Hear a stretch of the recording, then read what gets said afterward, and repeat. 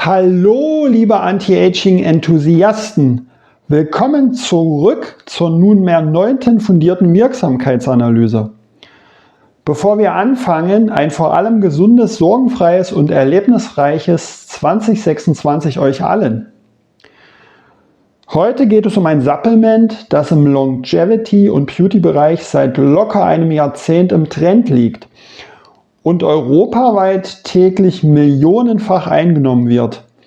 Die Rede ist von OPC, also Traubenkernextrakt. OPC wird häufig als besonders starkes Antioxidant vermarktet, als Schutz für Gefäße und als Hemmer entzündlicher Prozesse. Nicht selten mit der impliziten Behauptung, daraus ergebe sich automatisch ein Anti-Aging-Effekt. Aber wie immer gilt auf meinem Kanal, nicht das Marketing zählt, sondern die Humanevidenz.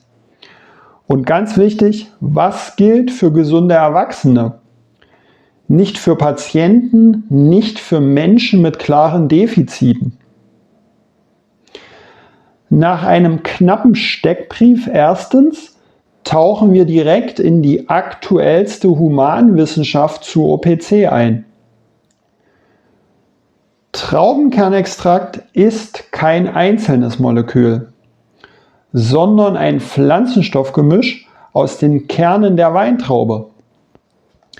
Die wichtigsten Bestandteile werden häufig als OPC zusammengefasst. Das sind bestimmte pflanzliche Polyphenole, also sekundäre Pflanzenstoffe. Theoretisch kann Traubenkernextrakt zwei Dinge tun. Erstens, er kann im Körper als eine Art Schutzschild gegen oxidative Belastung wirken, also gegen Prozesse, die Zellen und Blutfette altern lassen. Zweitens, er kann Stoffwechsel- und Entzündungswerte beeinflussen, aber eben vor allem dann, wenn dort bereits etwas aus dem Lot geraten ist. Und genau damit sind wir bei der Schlüsselfrage. Was bringt OPC beim gesunden Erwachsenen wirklich messbar im Anti-Aging-Kontext? Oder sehen wir hauptsächlich Korrekturen bei Vorerkrankten, die man nicht 1:1 auf Gesunde übertragen kann? Für dieses Video habe ich wie immer ausschließlich relevante Meta-Analysen und systematische Reviews ausgewertet, die den Wissens- und Forschungsstand im Januar 2026 abbilden. Um welche es sich dabei handelt, blende ich nun im Video ein. Sie fassen seriöse, randomisierte, kontrollierte Humanstudien zusammen und selbstverständlich keine Einzelmeinungen, keine Zellkulturen und keine Tierversuche. Los geht's, Forschungsstand zweitens. 2.1 Herz-Kreislauf und Gefäße. Beginnen wir mit dem Bereich, für den OPC am häufigsten beworben wird, Gefäße und Blutdruck. Hierfür ist die zentrale Quelle eine Meta-Analyse von Dr. Sahar Foshati aus dem Jahr 2022. Damals im Bereich klinische Ernährung an einer iranischen medizinischen Universität in Isfahan tätig. Diese Arbeit fasst 19 randomisierte, kontrollierte Studien zusammen. Typische Protokolle waren Dosierungen meist zwischen etwa 150 und 600 Milligramm Traubenkernextrakt pro Tag. Studiendauern überwiegend zwischen 8 und 24 Wochen. Teils unterschiedliche Präparate und Standardisierungen, typisch für Pflanzenextrakte. Ergebnis: Beim diastolischen Blutdruck ließ sich insgesamt nur ein messbarer Effekt im Bereich von etwa 1-9% nachweisen, also eher gering. Die Herzfrequenz sank im Mittel um rund einen Schlag pro Minute. Beim systolischen Blutdruck und bei der Gefäßfunktion wurde keine stabile, klare Wirkung festgestellt. Und jetzt kommt der Punkt, der insbesondere für meinen Kanal von besonders hoher Relevanz ist. Die Autoren betont, dass die genannten Resultate vor allem für Menschen gelten, die bereits einem erhöhten Risiko ausgesetzt sind, also bei oder mit Risiko für Herz-Kreislauf-Erkrankungen. Einordnung für gesunde bzw. Anti-Aging-Interessierte. Wenn jemand ohnehin normale Werte hat, sind solche Verbesserungen oft entweder nicht reproduzierbar oder praktisch bedeutungslos. Stichwort Deckeneffekt, siehe letztes Q10-Video. 2.2 Oxidativer Stress. Oxidative Belastung gehört zu den grundlegenden biologischen Abläufen, die auf Zellebene mit dem Alterungsprozess in Verbindung stehen. Eine daraus resultierende Frage ist, ob Traubenkernextrakt diesen Prozess beim Menschen spürbar beeinflussen kann.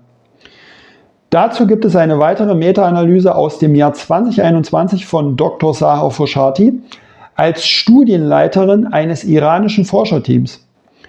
Ausgewertet wurden randomisierte Humanstudien mit typischen Dosierungen zwischen etwa 100 und 600 Milligramm pro Tag. Studien dauern meist zwischen 6 und 12 Wochen. Die Analyse berichtet, ein Laborwert, der grob für Fettoxidation im Körper steht, sank messbar bis moderat. Auch oxidativ verändertes LDL-Cholesterin reduzierte sich im ähnlichen Bereich. Die antioxidative Gesamtkapazität nahm hingegen nur geringfügig zu und erreichte keine stabile reproduzierbare Verbesserung. Wichtig für die Einordnung ist, die zugrunde liegenden Daten stammen häufig aus Studien mit Menschen, die dauerhaft erhöhten oxidativen Belastungen ausgesetzt waren, etwa im Rahmen chronischer Stoffwechsel- oder Herz-Kreislauf-Erkrankungen. Daraus lässt sich kein direkter Schluss auf Anti-Aging im Sinne einer allgemeinen Verlangsamung des Alterungsprozesses ziehen. Ebenso liefern diese Daten keinen Beleg für biologische Verjüngung. Für gesunde Menschen bedeutet das, liegt eine chronisch erhöhte Belastung vor, kann OPC einzelne Werte in eine günstigere Richtung lenken.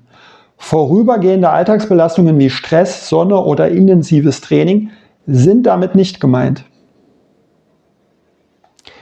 Sind die Ausgangswerte unauffällig, ergibt sich kein zusätzlicher Anti-Aging-Mehrwert. 2.3 Entzündung, Inflammaging. Ein weiterer für Anti-Aging relevanter Mechanismus ist chronisch niedriggradige Entzündung, häufig als Inflammaging bezeichnet. Die etwas ältere Meta-Analyse von Dr. Foshati berichtete über eine kleine messbare Absenkung des Entzündungswertes CRP über mehrere randomisierte Erhebungen hinweg. Die eingeschlossenen Untersuchungen nutzten Dosierungen meist zwischen etwa 150 und 500 Milligramm täglich. Studiendauern überwiegend zwischen 8 und 24 Wochen.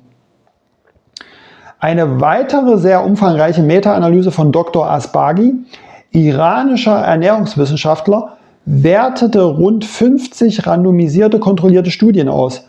Auch hier lagen die eingesetzten Dosierungen und Zeiträume in vergleichbaren Bereichen.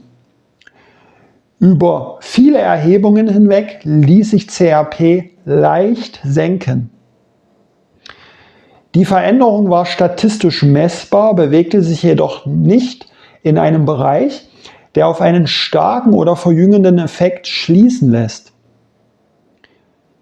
Entscheidend für die Einordnung ist erneut die Studienpopulation. Ein großer Teil der eingeschlossenen Untersuchungen umfasste Menschen mit Übergewicht, metabolischen Auffälligkeiten oder bereits erhöhten Entzündungswerten. Einordnung für gesunde Anti-Aging-Interessierte. Bei Erwachsenen ohne erhöhte Ausgangswerte verliert sich dieser Befund häufig oder wird so klein, dass er für präventives Anti-Aging praktisch keine Rolle spielt. Auch hier handelt es sich primär um Korrektur bei Vorerkrankung, nicht um einen allgemeinen Anti-Aging-Nutzen. 2.4 Blutfette und Stoffwechsel. Kommen wir abschließend zu einem Bereich, der im Zusammenhang mit Gefäßalterung häufig genannt wird: Blutfette und Stoffwechselparameter. Auch hierzu liegen 2 Meta-Analysen aus dem Jahr 2020 vor. In der soeben zitierten Arbeit von Dr. Asbaghi wurden randomisierte Untersuchungen ausgewertet mit Dosierungen meist zwischen etwa 150 und 600 Milligramm pro Tag. Studien dauern überwiegend zwischen 8 und 16 Wochen. Über viele Untersuchungen hinweg offenbarten sich kleine Korrekturen einzelner Werte.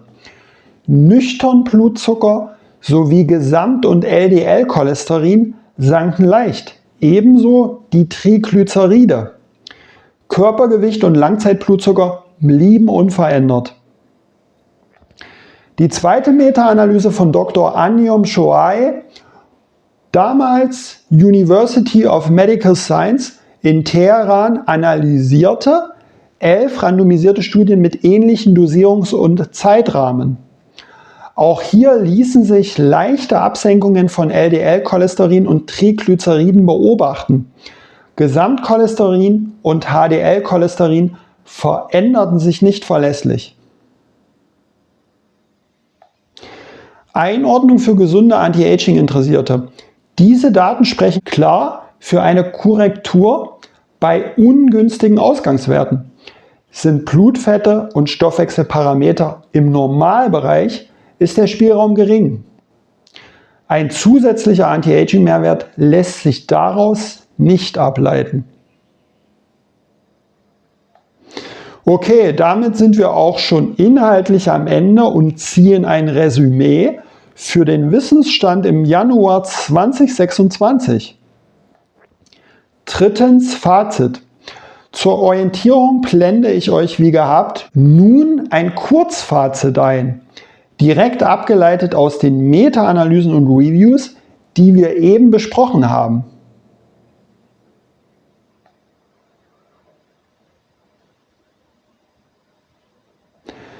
OPC ist, ähnlich wie Q10, kein wirkungsloser Stoff. Aber, und hierauf liegt die Betonung, das Muster ist sehr klar. Die beschriebenen Wirkungen sind überwiegend korrektiv, nicht verjüngend. Traubenkernextrakt ist dazu in der Lage, Werte zu verbessern, wenn sie zuvor suboptimal waren. Stichwort: Blutdruck leicht erhöht, Entzündungswert zu hoch, Blutfette ungünstig, oxidative Belastung im Negativbereich. Beim gesunden Erwachsenen sind diese Parameter jedoch in der Regel auf Normalniveau bzw. gut reguliert. Und dann gilt in der Humanforschung fast immer: Was nicht gestört ist, lässt sich kaum hochoptimieren. Das ist der klassische Deckeneffekt. Eine große Forschungslücke, die gefühlt für 98% der Supplemente zutrifft, möchte ich euch in diesem Videoteil nicht vorenthalten. Die Messung des biologischen Alters mit Hilfe von epigenetischen Uhren. Ganz klar, in den 4 verfügbaren oben zitierten Quellen geht es nicht um epigenetische Uhren oder echte biologische Altersmessung. Für OPC gibt es schlicht bis heute keine belastbare Humanevidenz in puncto biologische Verjüngung. Im Rahmen meines ABC-Schemas landet OPC damit in Kategorie A. Keine überzeugende, reproduzierbare Anti-Aging-Humanevidenz für Gesunde. Wirksamkeitsnachweise vor allem bei Vorerkrankten. Kein sauberer Nachweis, dass OPC in den Alterungsprozess beim gesunden Erwachsenen messbar verlangsamt. Demzufolge verzichte ich auch bei Traubenkernextrakt auf das Selbsttest-Merkblatt in der Videobeschreibung. Wenn du müde vom zumeist unbewiesenen Supplement-Hype bist und verständlich erfahren möchtest, was in Humanstudien bei Gesunden wirklich an positiven Erkenntnissen übrig bleibt, dann lohnt sich dein Abo hier wirklich, weil genau das mein Fokus ist: Verbraucherschutz durch echte Evidenz statt Irreführung und Desinformation. Likes und Abos helfen dem Kanal enorm, damit diese Analysen noch mehr Menschen erreichen, die unwissentlich Geld in die falschen Supplemente stecken. Schreib mir in die Kommentare, welches Supplement soll als nächstes analysiert werden. Den bekanntesten Anti-Aging-Pillen wurden auf meinem Kanal in der Vergangenheit ja bereits eigene Videos gewidmet. In diesem Sinne, let's get younger, not older. Mille grazie fürs entgegengebrachte Vertrauen und Zuschauen. Bis zum nächsten Video, euer Mika Young.